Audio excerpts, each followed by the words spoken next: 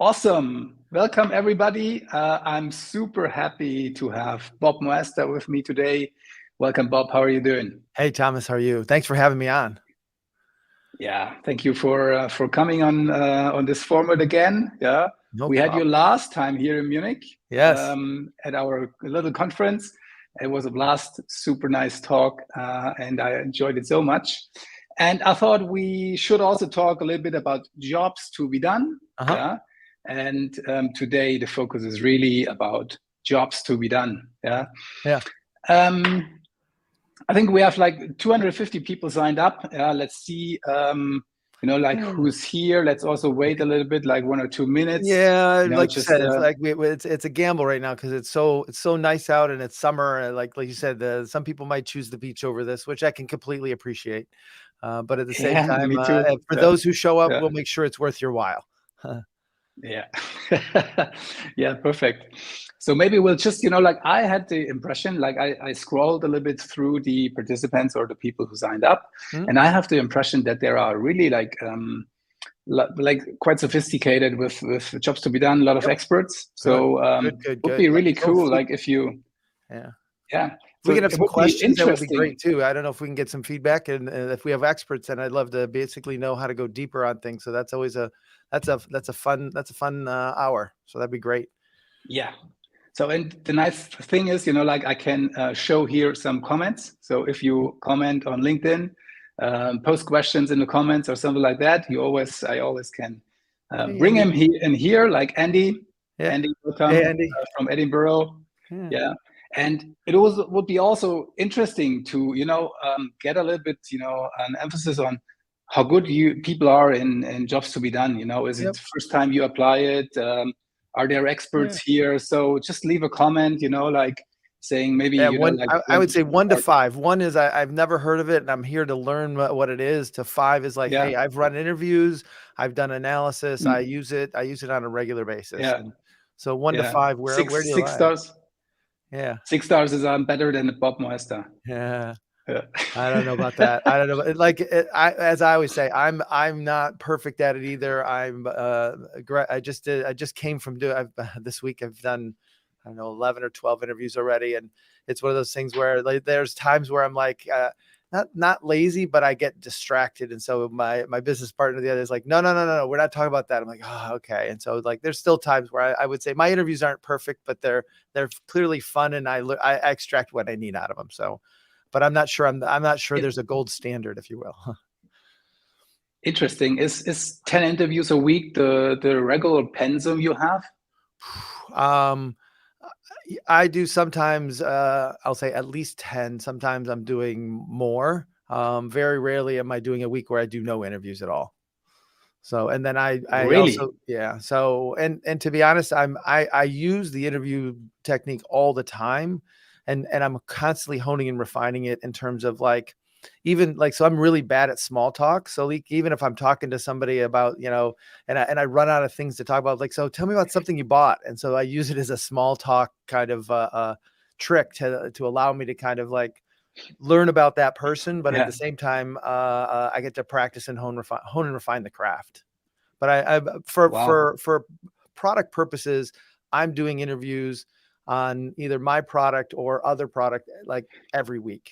I feel like being the person, the quote I would say is the person who's closest to the customer always wins, period. Oh, wow. Yeah. Good sentence early on. Yeah. Wow. Yeah. That's interesting. So I just scrolled a little bit through and I showed some of the figures, the numbers. I don't know if you saw it, Bob. No, it's like we had a lot, like 4, 4, 2, 5, 3, 4, 3, 4.5. So it's pretty sophisticated. Well, we got a good. It's a good range, and to be honest, it's we'll talk about some of the basics, but we'll also be able to go kind of a little bit deeper, which is great. Perfect. Yeah. Awesome. Yeah. So, Bob, I read once a book from you. It's about interviewing. Yeah. And you suggested always ask for the first thought. Yes. And please take us back to the early days of jobs to be done and how it emerged. Like what was the situation? Like what was the project, or how did it come up? I think part of it came back to, so I was working actually at Ford, and at the time we had a product, or we were basically working on a new platform, and we had learned a tool from the Japanese called quality function deployment. And it basically is about taking the voice of the customer and translating it into the different levels of kind of from what the outcomes the customer wants, to kind of the what does the product need to do, to what do the components need to do, to what do we need to set up the manufacturing plant to do, right? So it's really making explicit translations all the way down. And so part of it was this whole aspect of trying to get to the voice of the customer and what they meant. And what I started to realize is that when we asked people to rank kind of characteristics, or talk about which characteristics were more important than others, I started to realize that in some context, people valued this attribute more than that attribute. And so what happened is I would end up averaging everything. And when I averaged everything, I'd end up with something that was in the middle, but actually never satisfied anybody. So later on, I worked on things like pizza. And if I did a survey of, do people like thick crust pizza or thin crust pizza, it turns out that people like one or the other. But when you average it and I make a product that's in the middle, nobody liked it at all. And so part of this is to realize that the average didn't help me. And the second is that context created value. And by understanding and realizing that I was not getting the true voice of the customer because I was making it devoid of context, it forced me to start to think about when and where and why is something more valuable than something else in that context. And so that was the early days of kind of jobs to be done. And it was really kind of the other part of this gets back to is, when I started, one of the other things that I learned in Japan was this aspect of systems and functions. And what I realized is that every time I talk about a system, people would talk and want to know about the function. They tell me what the system was, but they wouldn't tell me what the system would do. So I'd talk about what's the job, what's the task, what's the thing that this does.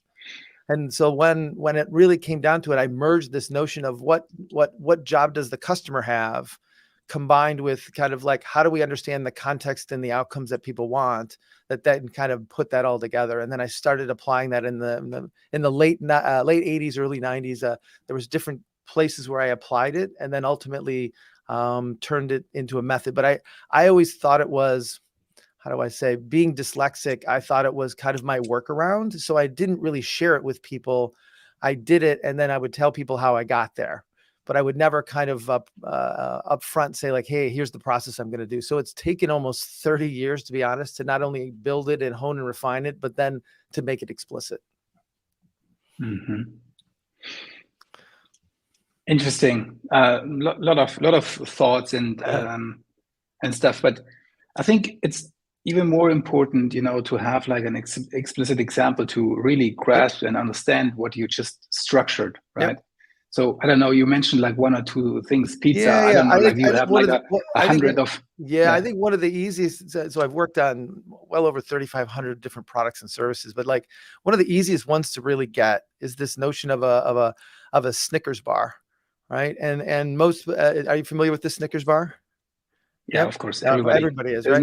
But it's one of those things where this when I worked, it was very, very early in the 90s or mid 90s, and one of the things you started to realize was that if you look at it from a product perspective, right? It's a candy bar. It competes with a Milky Way and a Marathon bar and a Snickers bar, and it's bought in the candy aisle, and so it's seen in the candy category. So it's all these things around the product. But when you actually take a step back and say, when do people actually buy and eat a Snickers bar? You start to realize that it actually has a very, very different context than other candy bars. It turns out that a lot of people eat Snickers when they've missed the last meal. Their stomach is growling. They really have still work to do. They don't really want to, they don't want to take a lot of time to do something. And so it's literally like almost, how do I mainline some food in it? How does it feel like food? Because if you think about a Snickers, when you chew it, it chews into a ball and you swallow it like it's food. And so all of a sudden it has all these really different characteristics than traditional candy bars. And so you start to realize, like, at some point, it's the context that makes Snickers so valuable.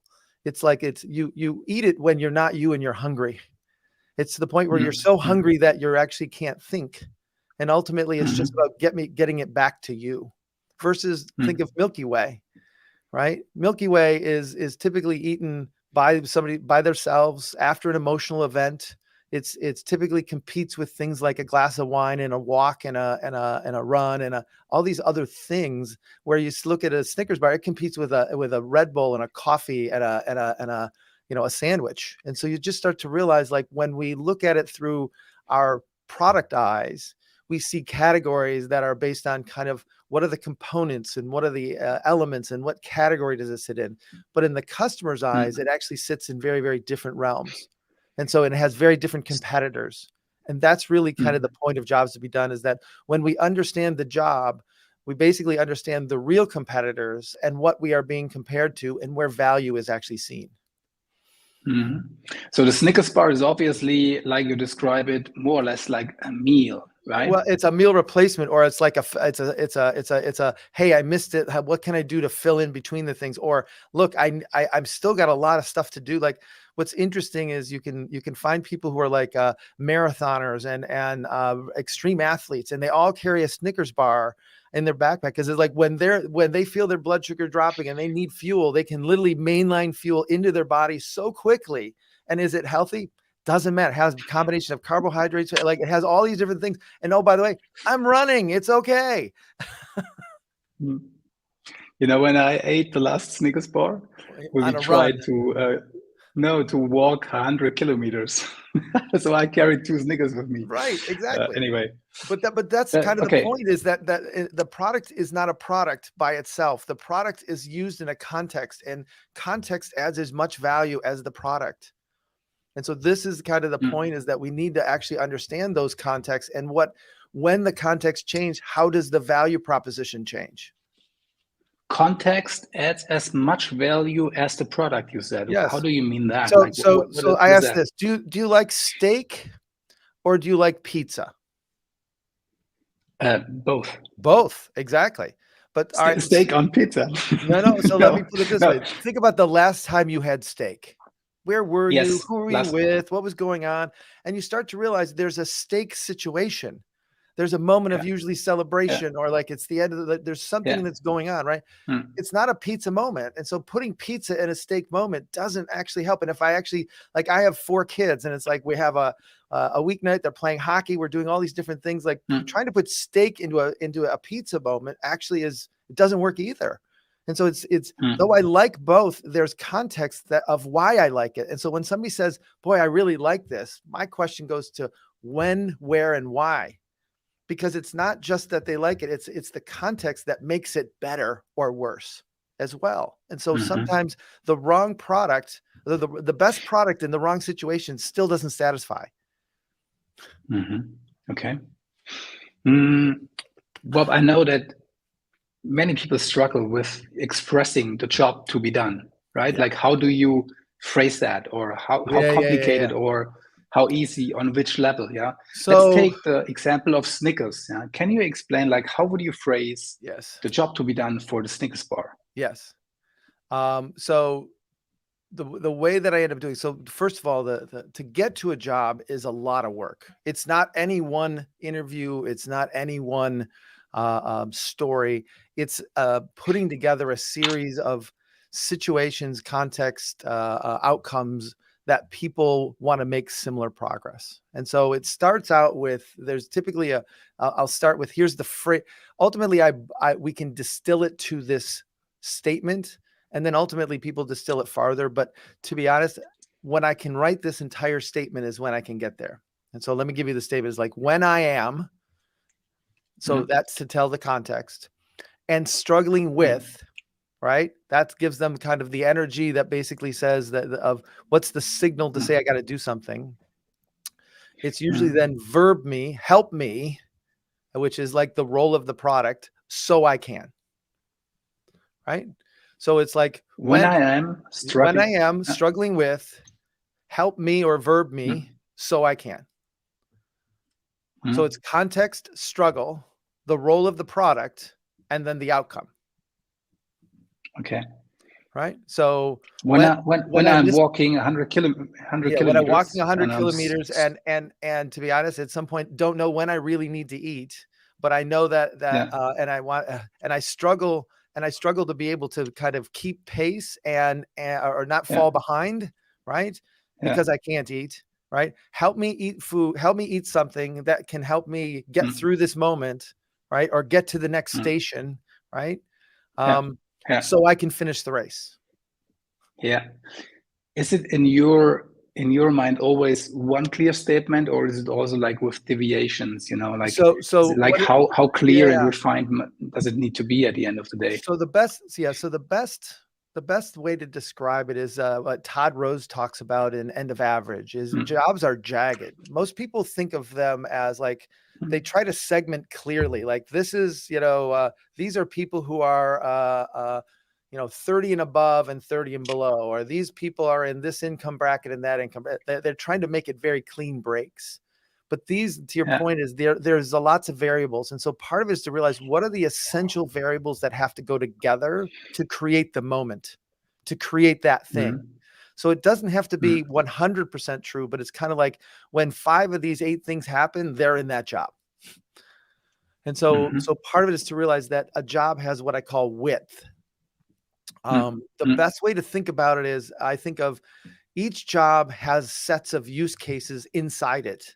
But ultimately, there are fundamentally different sets of use cases because the outcome or the direction is very different. So one might explain me the sets of use cases. So example, so it might be one is about help me save money, right? And there might be 15 different use cases of help me save money, which is like when sales are tight and ultimately we struggle to keep ourselves sustainably profitable. Help us identify places to reduce cost so we can actually stay profitable and that we can actually maintain cost and not have to lay people off. That's one. Right. Another is the fact is help me do more. It's the same software, but it's all of a sudden a very different context as we're growing.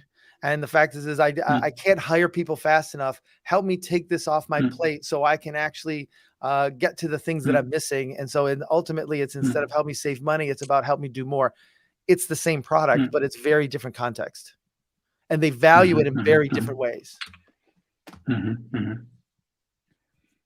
So I asked a couple of participants before this event what they actually would love to hear and, like what they struggle with. And I think one thing came up is the jaggedness of the job, right? Yes. So you do interviews on an individual basis, but at some point you need to somehow aggregate. Yes. Yeah. And I think that's a point where a lot of people struggle. Yes. How do you do it? What's the best practice? How do you approach that? Yes. So I think the first thing is to realize that every story stays intact. We're not going to aggregate back to something that we can't find somebody. So like think of a persona where we look at all the different attributes and then we aggregate some attributes together, say like, here's some representatives. But the reality is when we go to find that person's almost doesn't exist. We can't find them, right? These are very, very specific stories. And so what we do is we start with every story we hear is obviously uniquely different. But inside those stories are mechanisms, are forces, pushes, pulls, anxieties, habits. And ultimately, the fact is that all of those pushes and pulls are very different. But when you start to look at it, you start to look at, let's say, 10, 15 stories. There's stories that seem more similar than different. And there's other stories that seem way different than similar. And so it's using that intuitiveness to kind of say, why do these two seem more together, similar, and why do these two seem more separate? And so we're using contrast to create meaning of how they're different. And for me, I end up creating variables out of it and saying like 10 or so push variables that say, these are contextual things that have to happen to make people even see my product. And then these are 10 or so outcomes that people are looking for. And then what I do is I code each of the stories to say which set of forces, what set of codes are going on. And so ultimately this aspect is trying to push things of similar together. But the real power comes is when I put 2 stories together or 3 stories together that are uniquely different. But when I put them together based on pushes and pulls, I start to see actually new emergent properties. Oh, these are all people who happen to be growing. Like I didn't know that they were growing, but it's like they're adding people. This is happening, that's happening. Oh, and all these people, they tend to be more mature. I'm not segmenting on that. I'm letting the emergent properties happen based on what I see. Right. And so part of this is to realize that the clustering part of this is it starts out very intuitive.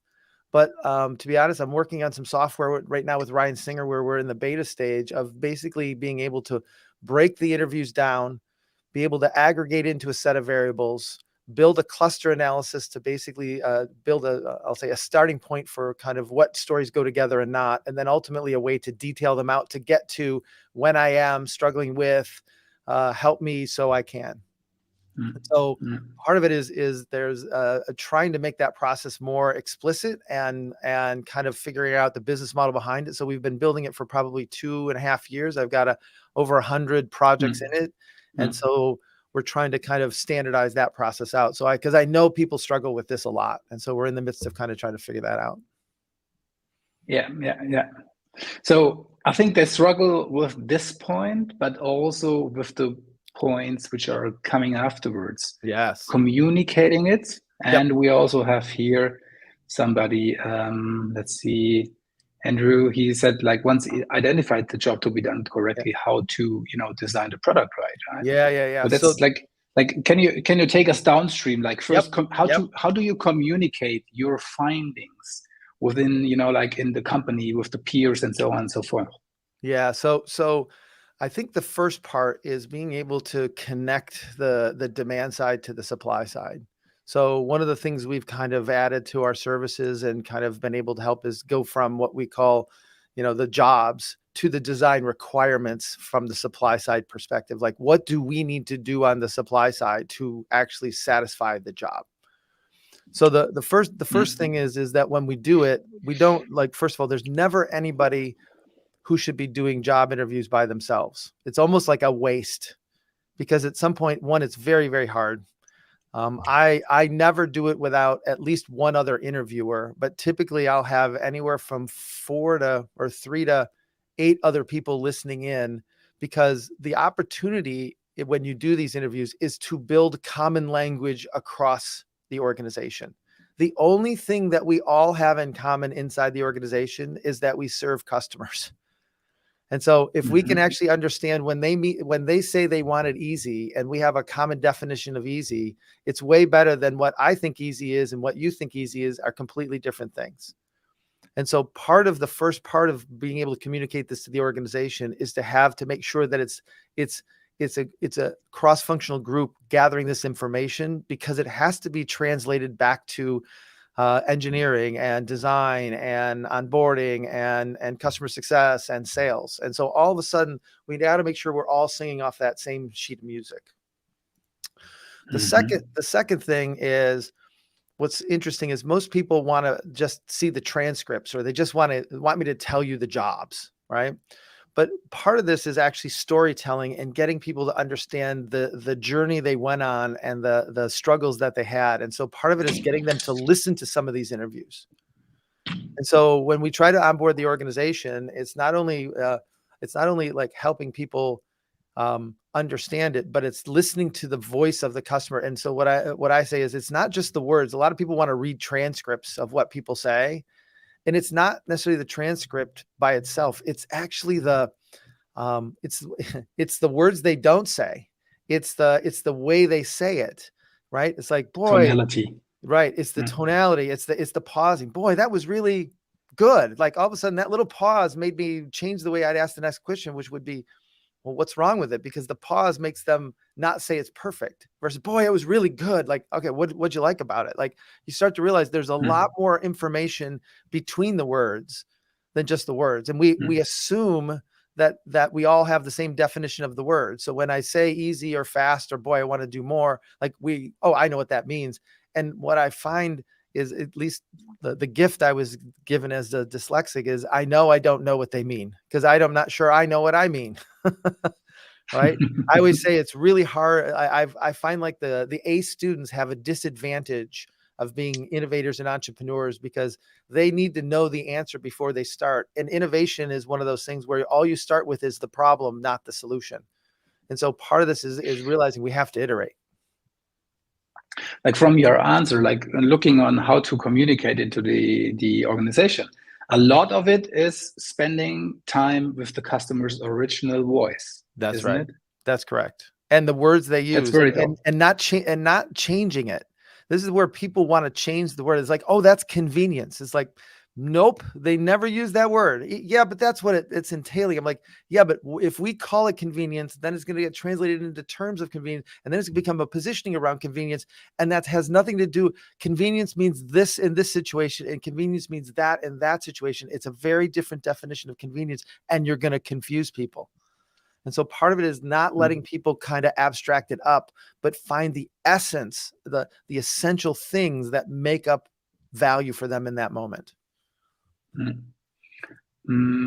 What are your strategies to really make people listen to the interviews or come into the interviews? Because, like having 8 people in a room, I mean, like some people struggle with that, or a lot of people struggle with that if you're not in the position that you're on top of the organization, right? So what's your strategy there? So here's what I'll say is there's probably three approaches that I've done over the last 30 years, right?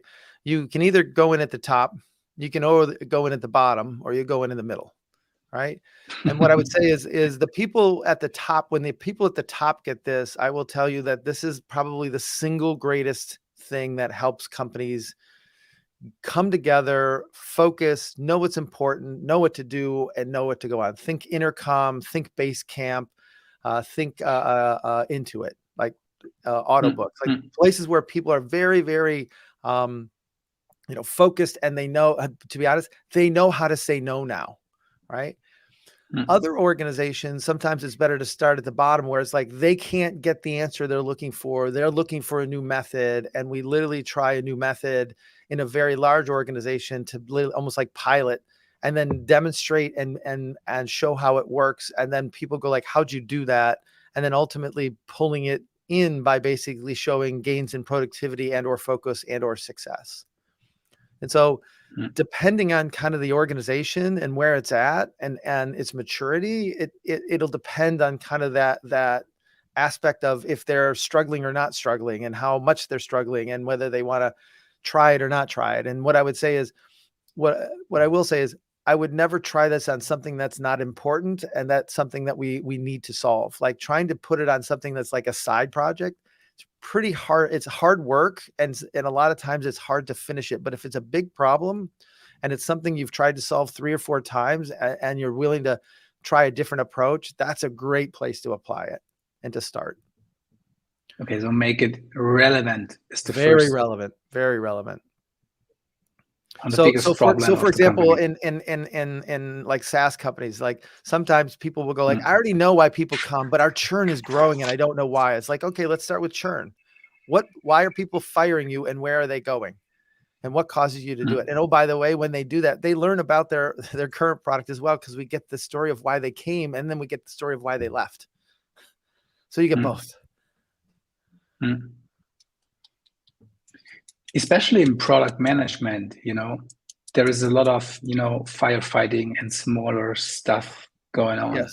Yes. And often the big picture got, a little bit diminishing or not so clear. Yeah. What would you recommend for people, working in product management? And maybe, often people are only for a part of the product responsible, right? So there's jobs to be done still for them. Yes. Or yeah. So there's a couple things. There's a framework we talk about called Kano. Do you know about the Kano model? Right? Yeah, sure. And so part of it is, a lot of the firefighting is that basic quality stuff. If we don't do it, it's like the table stakes. If we don't get that done, like we can't like they're not going to buy. Like there's just certain things we have to do, right? And jobs is like think of it as the table stakes. But once we have the table stakes done, it's then a question about how do we perform and how do we satisfy. And so one of the things I will say that I think product people don't spend enough time on is understanding the difference between what I would say is the output and the outcome. And so a lot of times they'll say, well, how many people did somebody log in? And how many people, how often are they using it? And like, it's all about the usage part of it. Right. And my thing is to really think about what is the progress they're trying to make and how do they know they're trying to make it? So why are they logging in? And what are the reasons they're logging in? So I can actually understand, did they achieve what they were trying to achieve? So we think about it as if we just have people log in, it works. We assume it works, but we don't actually know the real reasons. And so part of this is to think about. So I just was doing some interviews the other day. I said this morning, I did one this morning. I said like, how did you know when you bought this product that it was working? And I said, like, I want to know the earliest signs, like, and they had this notion of like, well, if everybody's on it and we can onboard faster and offboard fast, blah, blah, blah, like that kind of stuff. But ultimately it was like, when they knew it was working, when HR came to them and did this and this and this, and that's not a metric they usually have. And so they started to realize like at some point, how do we actually understand like the real metric of progress as opposed to the metric of usage? Usage is not progress. Right. And so that's where I think product people need to spend a little more time thinking about the measures of satisfaction and progress as opposed, because again, people can be not necessarily fully satisfied, but they made progress. That means they value your product. And so a lot of cases where we confuse that if they're more satisfied, they'll buy more. That's not true. It's just a lie. They're more satisfied. They don't buy so here's more. The thing is, one of the fundamental premises of feature creep is if I add one more feature, we'll actually satisfy one more person, right? But the reality is at some point in time, there's a diminishing return where if I add too many features, people don't believe it can do all of those things together. And so you end up with this aspect of like we think if we can just keep incrementalizing, but we don't understand that there's an essential set of things we have to do. And if we do more than that, it actually dilutes what we're trying to do. And that's when people ask for a discount. Right. Okay. So sorry, there's a lot. I'm just feeding you with a fire hose. Yeah. You know, that's right. What I do. Yeah, perfect. I think there's a lot of interesting stuff in it. Any comments? Any comments from the? There is already plenty of comments. So by the way, I think part of my gift of not being able to read is I can't read any of the comments. Okay, I'll give you some comments and some questions, and feel free to post some questions in the comments. But let me ask one or two more questions, which I have. So, like, I think a lot of people heard also like there is like more or less like two sides of jobs to be done, right? Outcome driven innovation. I'm sure like that's like what do you think about it? Is it exactly? Is it the same? Is there a different situation where you apply that, or how do you see that? I think this is a case where both of us saw the problem. And we came at it from different approaches, and ultimately we used the same words. I think we have the same overall intention at a very high level, but we have very different mechanics about how we go about it, right? And so this gets back to I think Tony's stuff, and I'm not an expert in it by any means. I know about it, but I also at some point try to just, I think it's for some organizations, it's very, very useful, right? But it starts to me with the supply side and the definition of a market to them. And it starts with what can we do and being able to kind of look at it from assessing all of our capabilities and then saying, all right, who can we satisfy? So to me, it's like, I'm going to build, like, we can build these things. Who needs it? How do we actually go figure out how to make that better? And from my side, I look at it where I think about the demand side first. realizing that most of growth comes from struggling moments, and that if I can find struggling moments that people don't have, like that they're not satisfied, that helps me figure out where new markets are. And so I think that they're both very, and we use some similar techniques, but at the same time, we also use some very different techniques. And I feel like they're both worth investigating, but at the same time, I feel one is they're both, let's be clear, both take rigor, and they take time, and they need you to take the time to get some expertise. For me, it feels more like that the way you apply it, it's more top down. You look for the big picture, right? And Uvik, the stuff is more like on improving, a product you already have in the market, and say, okay, which features or function which dimension should I improve? Right. But it's also got a strategy piece to it, where it's like there might be a market I'm not in. So how do I satisfy this new market I want to go into? And so there is some growth aspects, but I'm more like, so for me, I grew up in a space where I kept the lie. I was told this big lie of basically build it and they will come. And so most of my career has been like, okay, how do I actually combat that lie? Because at some point you need, like, it's so much easier to build a product for a problem that you love to solve, and then go find people who have that problem and know that problem is happening, than try to build something and go find, of the 8 billion people in the world, who needs it and when do they need it. Like, I just feel like that is so hard to do. And that's why sales is actually so hard, is because we design the product and then ask sales to go, marketing to go find people who need it. So it's like a radar exercise, as opposed to let's go figure out people who have very specific problems and go solve them. So we don't actually have to go find a radar. We know where they are because that's where we started. Yeah. Okay. So Bob, if you approach a new job, can you take us through the steps? And, like you said, okay, it's a lot of time. Yeah. Give us a little bit of an emphasis on how many interviews do you run? How much time do you spend there? How much is the whole project, right? So we work in 6-week cycles. Typically, to do a job sprint, it's the first thing we do is we basically frame the question that the core question we're trying to answer. And what I mean by that is, typically people will have 10, 15, 20 questions that they're really trying to ask. And then what they'll say can you make an example? Well, what is that? Like we want to build most people want to build a survey. And so they'll have all these questions around, like, let's go survey people who bought Windows, right? And you start to realize, as you start to ask all these questions, like, if I can just answer this one question, it'll answer probably 80% of the other questions. And so the first step is really distilling to what's the core question that, if we answer it well, it will answer almost everything else. Right. So that sounds like a workshop at the very beginning, where exactly. But it's a couple of hours, but it's not a long workshop. But there's a whole process of getting to what we would call the essential question. And then from that essential question, we actually start to then think about, who do we need to interview and how do we recruit? And so that takes another week to do that. So week one, we're basically framing the question and starting to think about, who do we need to talk to? How do we recruit? How do we actually get them, lined up? And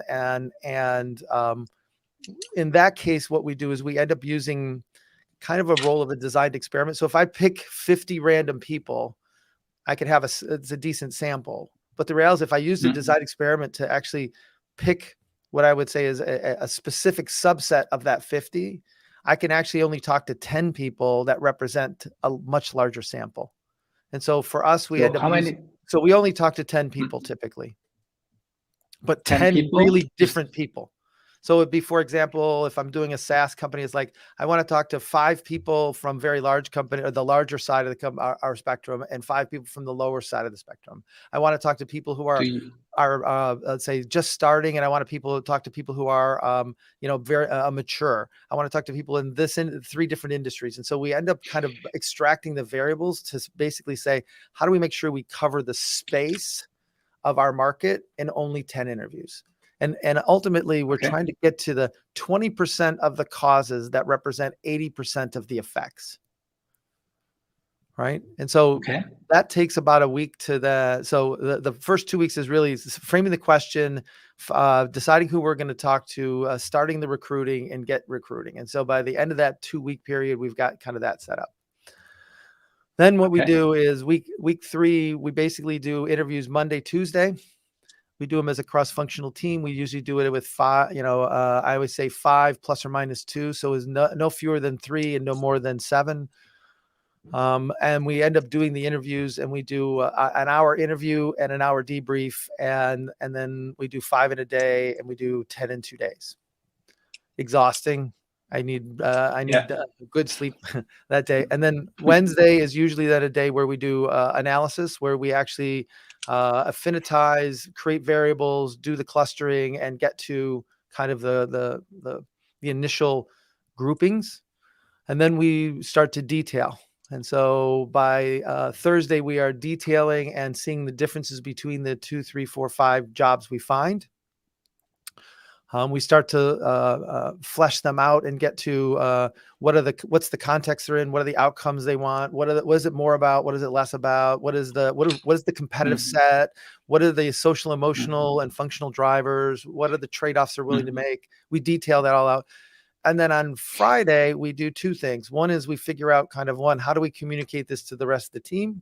And then how do we actually then think about what are some of the implications to the current projects that we have, and what are some of the future projects we need to start to think about as a draft? So that's the end of 3 weeks. That was 3 weeks. That's and then you cycle again? Nope, that's 3. We got still 2 more weeks to go. Or 3 more weeks to go. So week 4 then becomes where we actually synthesize and summarize. So like writing is not a group effort. And so that's where we go off and hone and refine and kind of re-listen to the interviews and hone and refine what we're doing, and get examples and build a clip and I'll say get it as tight as we can get it.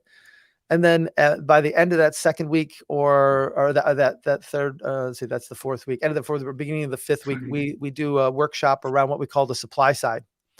And so ultimately, that's where we sit down and talk about all the underlying technology, all the different processes, all the different resources they have. How do they actually serve and deliver to the customers?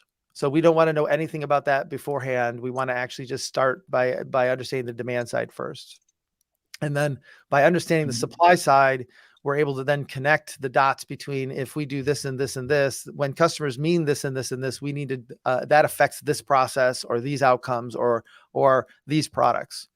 And so ultimately, by the end of that 5th week, we're connecting and creating what we would call a portfolio. We do project charters. And we end up with 2, 3, 4 project charters, as well as a modification to either the current project set of like, how can we help the current projects that we're working on?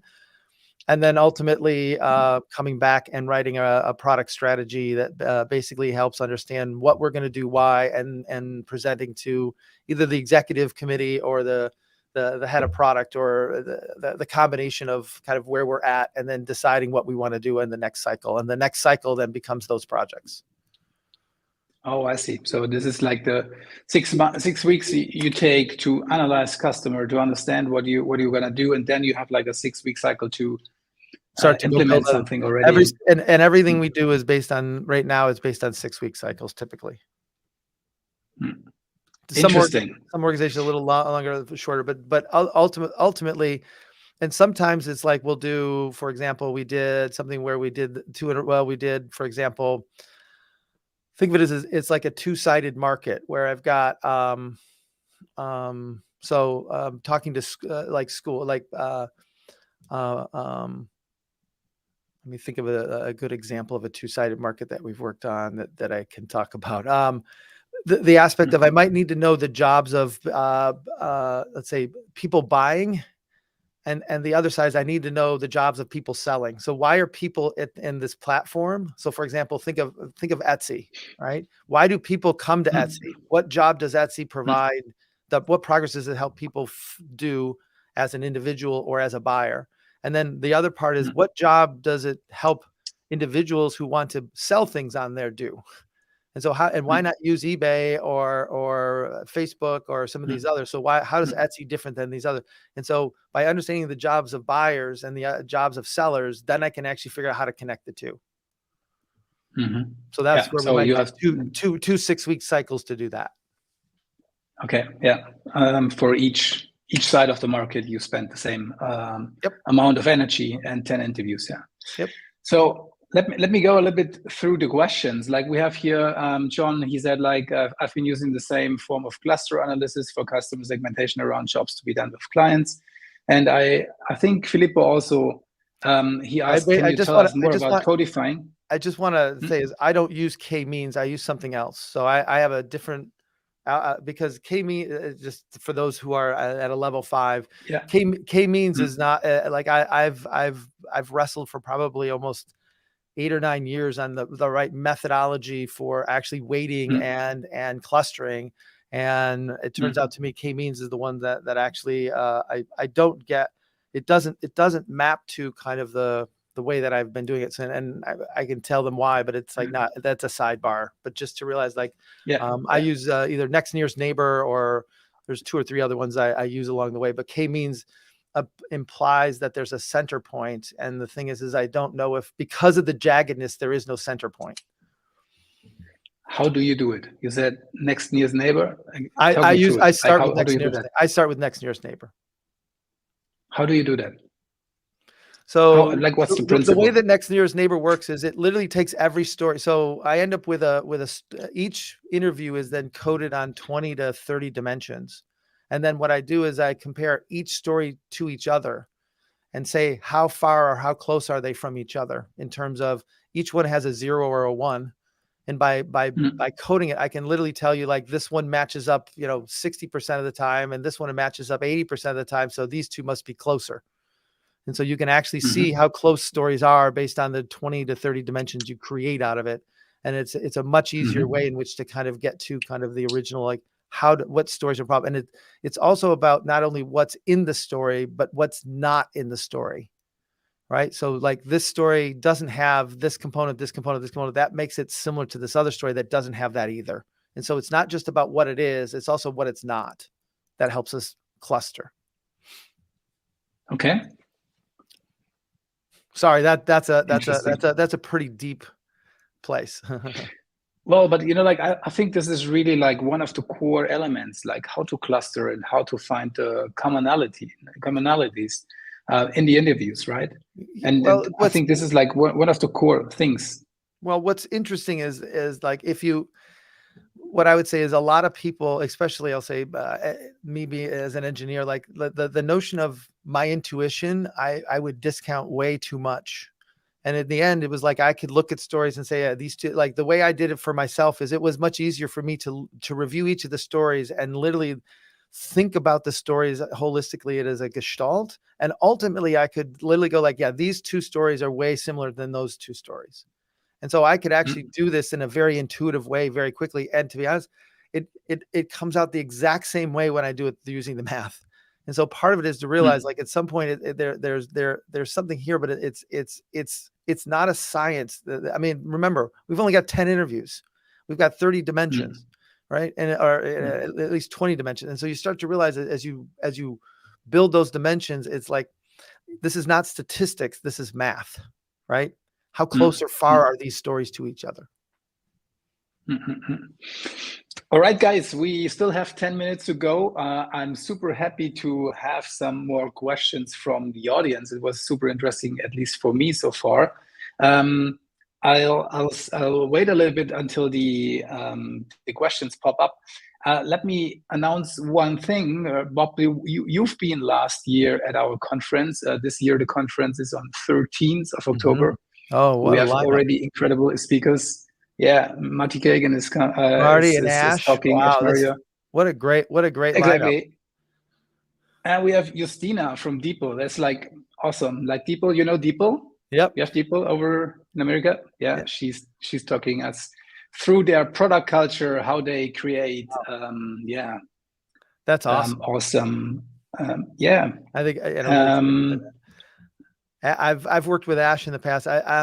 Marty, I don't think Marty and I have, we might have met at a conference once or twice, but I have never had the chance to kind of spend time with Marty. Yeah, me neither yet. You will. Yeah. So we have here, Arnaud said, like, what are the most generic dimensions? Do you use always the same dimensions, or is it really case by case? They are extracted by each interview, and they're very specific to each market that we look at. And so there's like, I find it to be dangerous to try to genericize it, because this is one of those things where it's these subtleties that I think. So I was talking to somebody earlier this morning, is like, it's the subtleties. It's the fact that there's what I call a domino effect. There's this basically domino theory that a domino half, let's say there's two dominoes, A and B. Domino A is half the size of B. Domino A can knock down B, right? And then B can knock down something twice as big as B, right? And so on and so on and so on. So a lot of these mechanisms, these causal mechanisms, sometimes they start really, really small, but then they have very, very big chains. And so part of this is how we get to what are the 20% of the causes that represent 80% of the effects. This is I've been talking to like some product organizations about, this is the foundational work that most teams need to do that they don't have. So when they build on top of it, on top of something, they actually don't have the foundation. And then all of a sudden they've built a house of cards and it falls apart because they got to take something out, or they got to add something, and they don't know what's important and what's not important. And so partly is that, so I'll say in the early days, I spent a lot of my time going back and helping companies basically build that foundation in place, so they knew kind of what feature was important where and when.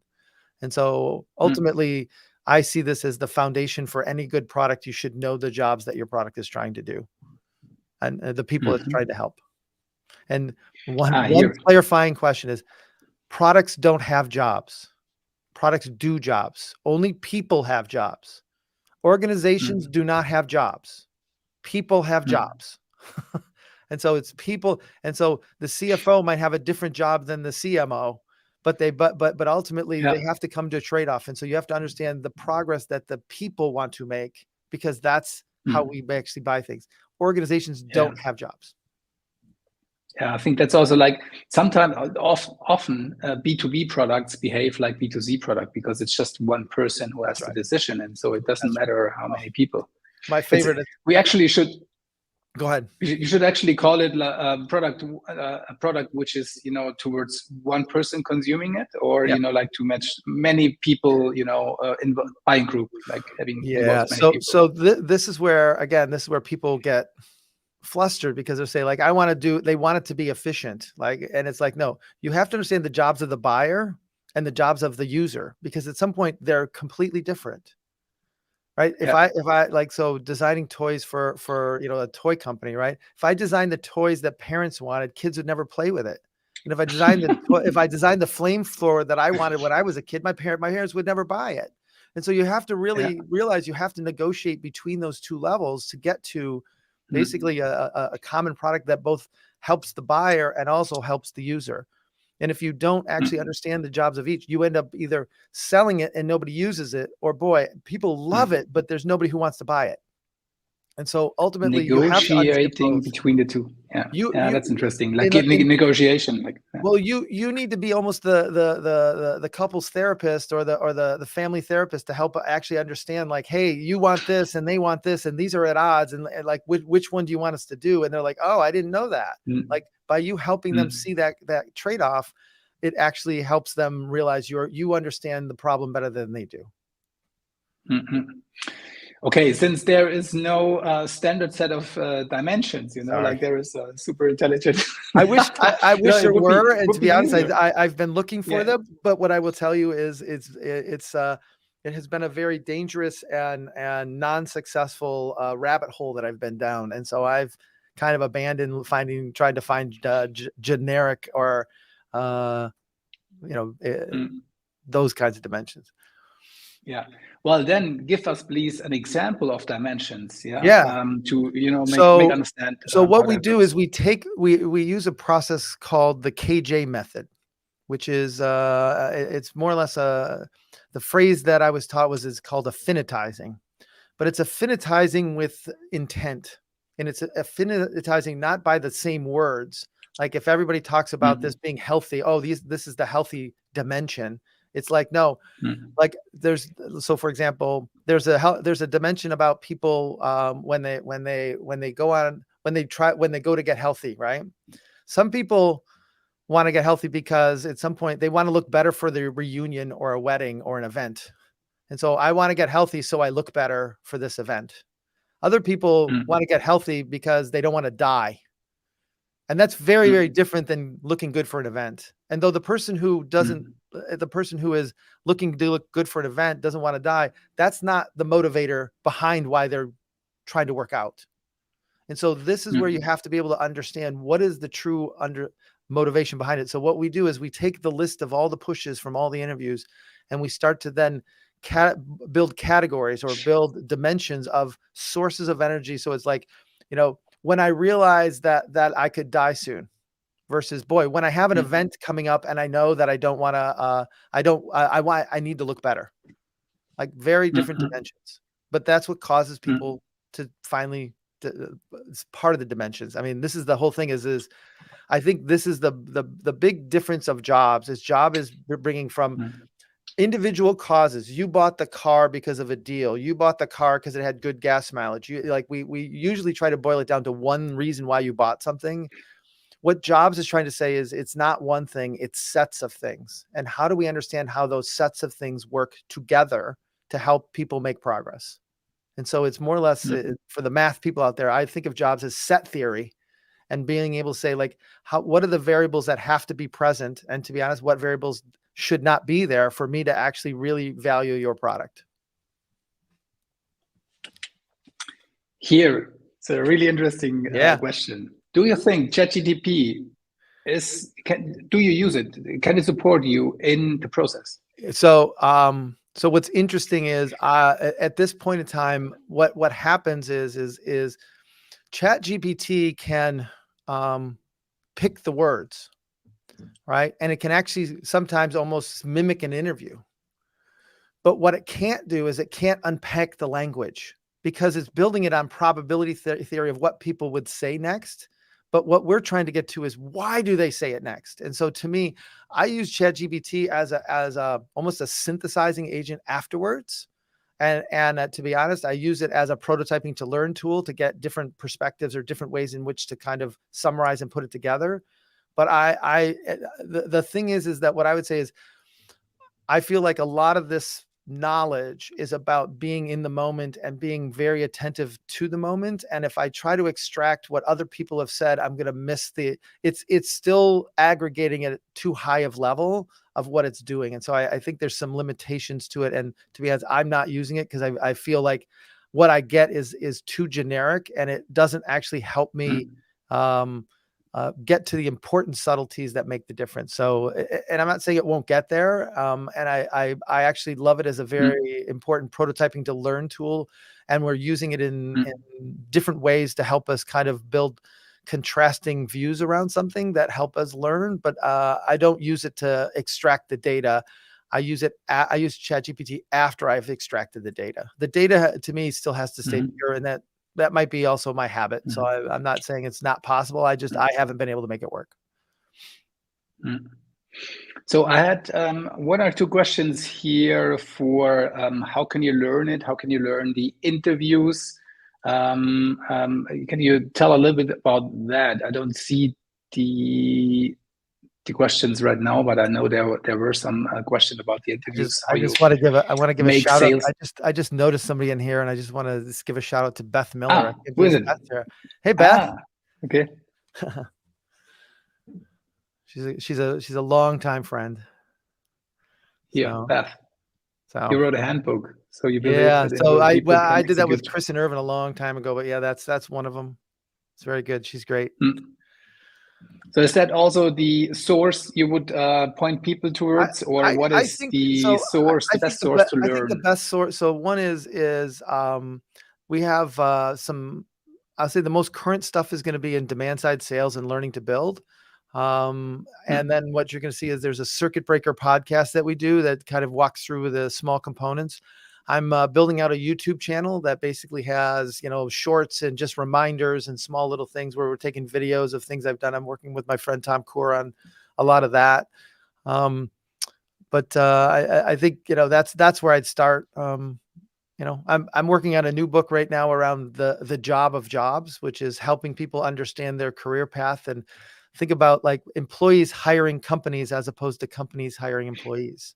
And so it's applying all of this thinking to kind of the HR space, primarily because it's like one of the top 3 things I've heard over the last 10 years of struggling moments for, CEOs, C-levels, people is like, oh, hiring is just so hard. And so I just went down the rabbit hole and started doing some research, and I've done almost 1,000 interviews, like of just people switching from one job to the next. And it's quite an exhaustive set of research, and hopefully it'll be helpful to help both employees figure out kind of where they want to go next, as well as helping HR people realize how to create better job positions that actually people want to do. Perfect. Well, thank you very much, Bob. We run the Product Masterclass, and we help people, product manager, product owner, to get better at what they do. And thank you for doing that. I think how we think about it is, if you look on, the universe of companies, I think the product manager is in the central position, to change for the better.